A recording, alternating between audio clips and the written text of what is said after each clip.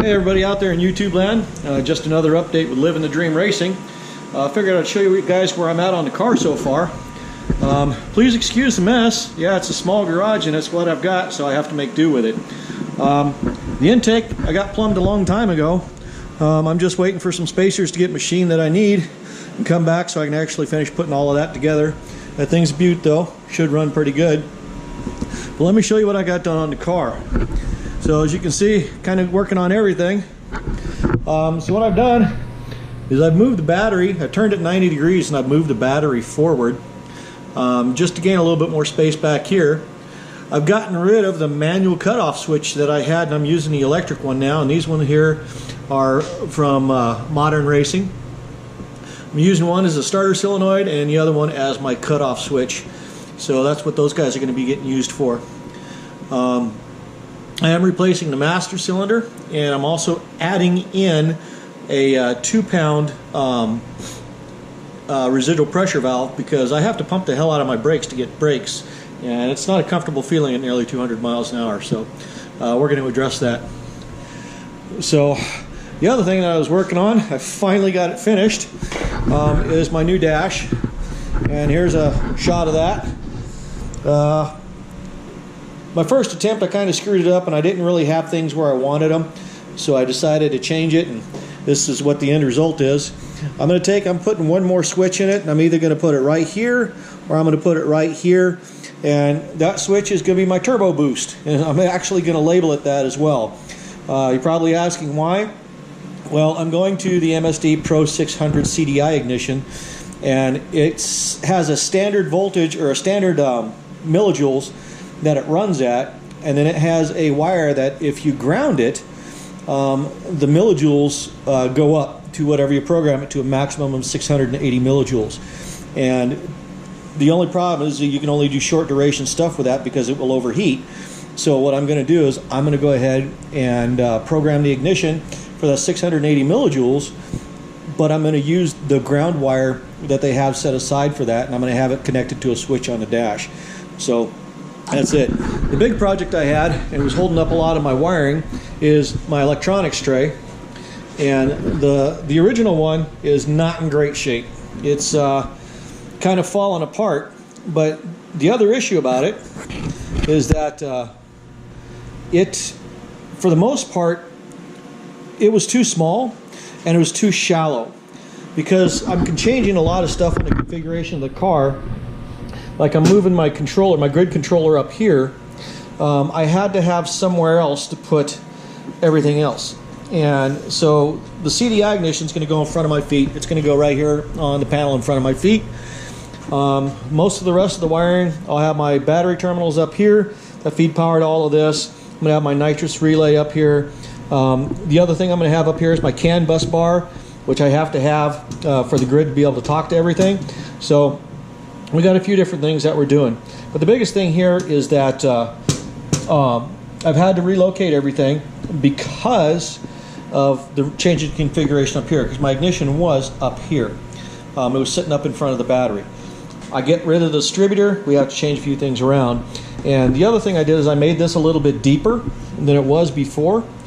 I still have clearance for my feet. It just barely clears, but believe it or not, my foot doesn't go all the way up, so it doesn't hit, and not a big deal, so we're okay. Yeah, it's not pretty. It's not the fanciest setup in the world, but it does work. Had to redneck engineer the living hell out of it to get it bent because I don't have a sheet metal bender. I do know of a couple that are here local that I could have went and used. Unfortunately, it's just scheduling and time and all of that stuff, and it was easier just to kind of wing it here. I'm not too concerned about the appearance of this thing, mostly due to the fact is it's underneath the body panels above my feet. It doesn't get seen unless I have to access it for something, and so it doesn't need to be pretty. It just needs to be functional. That's the big thing, and it is. It's going to do what I need it to do, and it's going to give me a little bit more room to do some other stuff. Also got my steering wheel all wired up.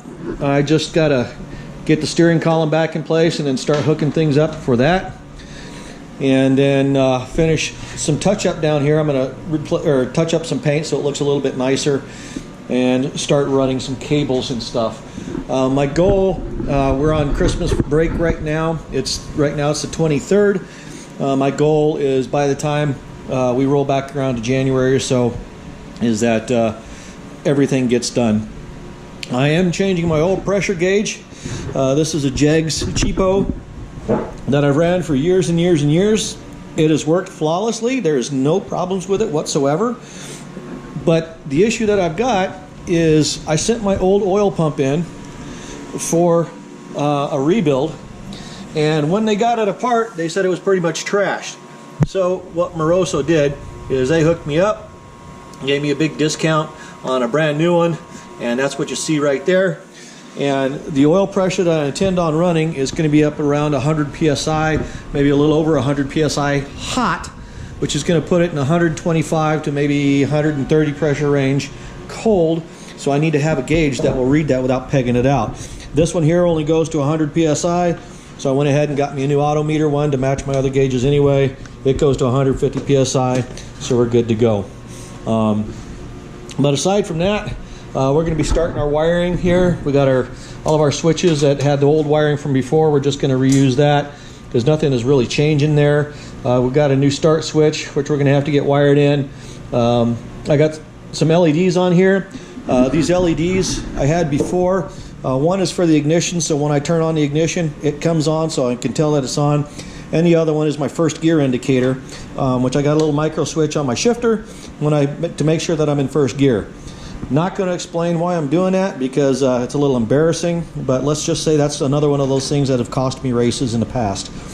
One thing I'm able to do with going to an electronic shutoff for my batteries is I'm able to put a stop switch here on the dashboard, which you can see right there, so I can turn the battery on and off from the cockpit of the car. It's really nice because the other one, the cable actuated one, I couldn't do that, and there's a few times that it kind of bit me in the butt. So we're addressing that. It also allows me to run a much smaller switch in the back, and let me go ahead and show you what switch I'm going to be running. It's this little guy right here. That's my cutoff switch. He's going to be going at the back of the car, and he'll be taking care of the battery chores. The nice thing about this is if I'm running solo, I can just turn this on and leave it on, and I can kill the batteries from the car itself up in the driver's compartment. There is no rule that specifies how big the switch has to be, how it has to look, or anything else. The function of it simply has to mean it needs to be clearly labeled, and back there where this is going to go, it is clearly labeled, and it has to be a push-off action, which this is a push-off switch. So when I push like that, it kills the battery. When I pull it, it turns it on. These are tested. They work pretty good in race cars, and that's what I'm going to be running. So you start to see some of the basic layout that I'm going to do here. I've got my Nitrous Dave's switch panel that I've had for years and years and years. This thing has served me very well, continues to function well, so we're going to continue to use it. Makes the wiring nice and neat, so we're going to have that in there. I'm going to put my grid controller right here because of how I made the panel. Of course, it's a little bit lopsided, so we're going to see if we can get that leveled out a little bit, so when we bolt it down, it's not putting any pressure on this. I've got a CAN bus bar that's going to go in here. I've got my nitrous relay and my ground control for that. That's going to go in here. And then I've got my battery lugs and a couple other things that'll be here, and that'll be it for this. The one thing I got left to do on this is I'm going to trim these panels back on these lines that I've got on both sides. You can kind of see it right there. Kind of round off those edges, and I'm going to fold them back out towards the sides so it opens this up just a little bit and it looks a little bit neater. But aside from that, that's where I'm at. We're going to keep plugging away on things. We're going to start getting things wired in, and with any luck, we'll have this thing all ready to go by the time the engine gets done. I got to get a hold of my buddy that's working on that right now and find out what our due date is, or when he's going to be done with all of my stuff, so we can start getting the engine together, and I can videotape that, and then we'll go ahead and take video of that as well as I go through the process. So I'm not going to bore you with running all the wires and stuff, but I will take videos as we go along at each stage as I get more and more done on the car, and I'll post those videos. So catch you guys next time around, and if you like this, if you like the content, click like and subscribe. And always put down in the comments anything that you want me to know or want to talk about, anything you want to discuss. I'll give you my views on it.